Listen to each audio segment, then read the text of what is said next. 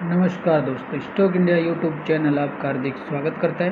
First time channel को visit कर रहे हैं तो सब्सक्राइब जरूर कर लें। सब्सक्राइब कर यहाँ से बेल आइकन को हिट करें और ऑल को जरूर सेलेक्ट करके रख लें ताकि नए वीडियो का नोटिफिकेशन आपको मिलता रहे। और मित्रों, आगे हम सबसे पहले नॉर्मल स्क्रीन पर और इस वीडियो में अपन चर्चा करने वाले हैं 3 से 4 स्टॉक्स की, जिसमें अपन कुछ डिफेंस के जो स्टॉक्स हैं उस पर चर्चा करेंगे, 2 डिफेंस स्टॉक्स पर। दूसरे साथ में इसमें अपन Q1 रिजल्ट्स लेटेस्ट जो रिजल्ट्स आउट हुए हैं डीमार्ट के रिजल्ट्स के अपन इसमें चर्चा करने वाले हैं, तो वीडियो के अंत तक जरूर बने रहिए। तो मित्रों, वीडियो की शुरुआत कर लेते हैं चंद्रयान 3 से। और चंद्रयान 3 है वो लॉन्च हो चुका है और भारत ने एक बड़ी सफलता हासिल की है। और चंद्रयान के निर्माण में जो डिफेंस जो कंपनियां हैं उनका कुछ जो योगदान रहा है उनकी बात कर लेते हैं आज कंपनी के द्वारा। और एक सूचना में ये बाज़ारों को सूचित किया गया है कि कौन सी कंपनी का कितना योगदान है। तो डिफेंस के स्टॉक्स की चर्चा अपन इसमें करेंगे। तो उसमें सबसे पहले अपन बात करेंगे मिधानी और मिश्र धातु जो निगम लिमिटेड है। आज उसने अपनी बाज़ार को दी सूचना में उसने आज 15 जुलाई और आज 15 जुलाई को उसने सूचना दी है कि जो चंद्रयान 3 है उसकी मैन्युफैक्चरिंग में कुछ योगदान है वो इसका मिधानी का जो योगदान रहा है। और इसमें अपन देख सकते हैं please find enclose here by with press release title pivotal role of MIDHANI in Chandrayaan 3, यानी मिधानी का और चंद्रयान जो 3 है उसमें कुछ मैन्युफैक्चरिंग में कुछ योगदान रहा है। तो उस योगदान से रिलेटेड जो सूचना आज मिधानी के द्वारा दी गई है उसकी चर्चा अपन कर लेते हैं। तो इसमें क्या योगदान रहा है मिधानी का इसमें योगदान देखने को मिल रहा है pivot role Midhani in Chandrayaan 3। तो इसमें मिश्र धातु जो निगम लिमिटेड है उसके कुछ रोल की बात है। Mishra Dhatu Nigam limited MIDHANI a defence PSU has played a virtual role in the successful launch of the Chandrayaan 3 mission. Midhani developed and supplied critical material for the LVM-3M4, a 3-stage heavy lift launch vehicle used in the lunar mission. और चंद्रयान 3 का जो lunar जो mission है उसमें कुछ योगदान कुछ जो मटेरियल है डेवलपमेंट जो है क्रिटिकल जो मटेरियल्स है तो उसकी जो लूनर जो 3 मिशन है उसकी जो 3 कैटेगरीज है। इसमें तीसरी जो स्टेज थी इसकी LVM-3M4। तो इसमें कुछ धातुओं की सप्लाई क्रिटिकल जो मटेरियल है उसकी सप्लाई है वो किसके द्वारा की गई है, मिधानी के द्वारा की गई है। The LVM-4 require several tons of materials and Midhani has supplied cabinet base alloy निकल बेस कोबाल्ट बेस एलोइज और निकल बेस एलोइज, यानी कुछ मिश्र धातु होती हैं और जिनका इसमें चंद्रयान 3 में इसका जो लूनर मिशन है उसमें प्रयोग किया गया है। और कुछ जो मिश्र धातु जिनको एलॉयज बोलते हैं अपन, जिसमें कोबाल्ट है, निकल बेस है, टाइटेनियम है, तो इनके एलॉयज का जो सप्लाई है वो मिश्र धातु मिधानी के द्वारा किया गया है। तो आज ये सूचना है, अपनी सूचना में इसने आज बाज़ारों को सूचित किया है।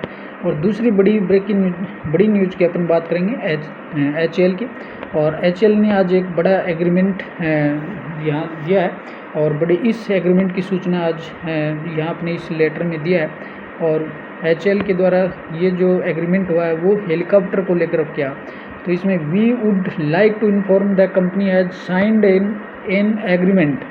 और इसमें HAL के द्वारा एक एग्रीमेंट किया गया है। एग्रीमेंट किसके साथ किया गया है, with Safran helicopter engines SAS for setting up the joint venture to carry out business of designs। यानी जो HAL है उसने सैफरन हेलीकॉप्टर जो इंजन्स हैं उसके साथ है वो इसने जॉइंट एग्रीमेंट किया है। और जो साइन हुआ agreement engines SAS for setting up the joint venture। और इसमें क्या करेंगे, वो जो इंजन्स होते हैं हेलीकॉप्टर के उनके डिज़ाइनिंग का डेवलपमेंट, सर्टिफिकेशन और production, sell and support helicopter engine with one of the first opportunities identify as the engine for Indian multi role helicopter. और जो इंडियन के मल्टी रोल जो हेलीकॉप्टर है IMRH है और deck based multi role helicopter project. और जो helicopter के ये कुछ प्रोजेक्ट हैं, इसमें जो हेलीकॉप्टर के इंजन हैं उनकी मैन्युफैक्चरिंग में डिजाइन डेवलपमेंट और इसका प्रोडक्शन और सेल सपोर्ट का काम है, वो इसके को लेकर के एग्रीमेंट हुआ है। तो ये बड़ा एग्रीमेंट है वो हेलीकॉप्टर को लेकर के, और किसके साथ हुआ, या सैफ्रॉन हेलीकॉप्टर इंजन्स के साथ हुआ। तो आज HAL के द्वारा भी HAL पर भी बड़ी न्यूज देखने को मिल रही है। और मित्रों बात करेंगे लैंकोर, और लैंकोर एक जो तो मित्रों आज लैंकोर पर एक बड़ा बिग अपडेट आते हुए देखने को मिल रहा है, और लैंकोर ने आज बोनस को लेकर के एक बड़ा अनाउंसमेंट दिया है। और लैंकोर है वो बात करें तो ये अगर आज देखें तो इसका स्टॉक्स है वो शुक्रवार को और 4% की 4.5% की तेज़ी के साथ 51 पर है वो ट्रेंड कर है। और लैंकोर जो होल्डिंग लिमिटेड है वो रियल एस्टेट और कंस्ट्रक्शन से सेक्टर में काम करने वाली एक कंपनी है, और ये एक यूँ कि एक स्मॉल कैप कंपनी है। तो आज इस पर एक बोनस को लेकर के बड़ा न्यूज़ देखने को मिला है। और बोनस किस अनुपात में मिला है, कंपनी के बोर्ड ऑफ डायरेक्टर्स के द्वारा और जो बोर्ड की जो बैठक थी उसमें आज बोनस इशू है वो बोनस को लेकर के आज यहाँ सूचना दी गई है। तो बोनस किस अनुपात में बोनस का अनाउंसमेंट हुआ है उसकी बात कर लेते हैं। तो the board of directors of the company it's meeting held on today, नहीं कल की, ये 14 जुलाई की जो मीटिंग हुई थी कल, और recommended issue of bonus share to the equity share holders of the company the proportional of 1:2, और इसमें 1:2 के अनुपात में और 1:2 में इसका शेयर होल्डर्स को है वो बोनस का शेयर मिलने वाला है। यानी अगर आपके पास 2 शेयर कंपनी के पहले से हैं तो उसके बदले में आपको 1 शेयर मिलने वाला है। 1 equity share of Rs2 rupee existing equity share each for every 2, और यानी हर 2 शेयर के बदले 1 शेयर मिलने वाला है। और इसके लिए जो रिकॉर्ड डेट रखी गई है वो AGM होने वाली है, approval of the shareholders in the ensuing AGM, और कंपनी की जो AGM होने वाली है उसमें इसको रिकॉर्ड डेट और इसकी जो अप्रूवल है वो शेयर होल्डर्स के लिए अप्रूवल लिया जाएगा। साथ में इसने रिकॉर्ड डेट भी दिया इसका, the board has fixed Thursday 17 August record date for the purpose of determining the list of equity share holders, और 17 अगस्त है वो रिकॉर्ड डेट इसके लिए रखी जाने वाली है। कंपनी ने एक AGM भी बुलाई है, कंपनी की जो AGM होने वाली है कल, कंपनी की जो AGM की सूचना भी इसमें दी है। कंपनी की 38वीं जो एनुअल जनरल जो मीटिंग होने वाली है उसकी भी सूचना इसमें आज कल के डे में दी गई थी, और 9 अगस्त को इसके लिए 9 अगस्त को कंपनी की जो AGM होने वाली है, और AGM में शेयर होल्डर्स का अप्रूवल इसमें लिया जाएगा। हालांकि कोई भी शेयर होल्डर इसके लिए मना नहीं करेगा बोनस इशू को लेकर के, तो लगभग बोनस मिलना तय है, और बोनस हर 2 शेयर के बदले में 1 शेयर है वो बोनस शेयर के तौर पर है वो शेयर होल्डर्स को मिलने वाला है। तो आज बड़ी ब्रेकिंग न्यूज है वो लैंकोर पर देखने को मिल रही थी। और लैंकोर की बात करें तो पिछले 6 महीने में इसने 72% का रिटर्न दिया, बहुत ही शानदार रिटर्न है वो इसमें देखने को मिल रहा है। और लास्ट 1 ईयर की बात करेंगे तो लास्ट 1 ईयर में 83% का रिटर्न है वो लैंकोर होल्डिंग ने दिया है, और लास्ट 5 ईयर में बात करेंगे तो 140% का रिटर्न है वो लैंकोर से देखने को मिल रहा है। और अब बात करेंगे तो Q1 रिजल्ट्स की, और Q1 रिजल्ट्स में अपन रिजल्ट देखेंगे डीमार्ट के, और डीमार्ट के Q1 रिजल्ट्स की अपन चर्चा इसमें कर लेते हैं। डीमार्ट के Q1 रिजल्ट अपन देखेंगे, अनऑडिटेड कंसोलिडेटेड रिजल्ट देखेंगे, और जो फिगर्स हैं वो करोड़ में देखने को मिल रहे हैं। तो पहले क्वार्टर एडजस्टमेंट ये 30 जून 23 का क्वार्टर, 31 मार्च 23 और जून 22 का क्वार्टर। तो इसमें सबसे पहले अपन देखेंगे रेवेन्यू फ्रॉम ऑपरेशंस कितना रहा है।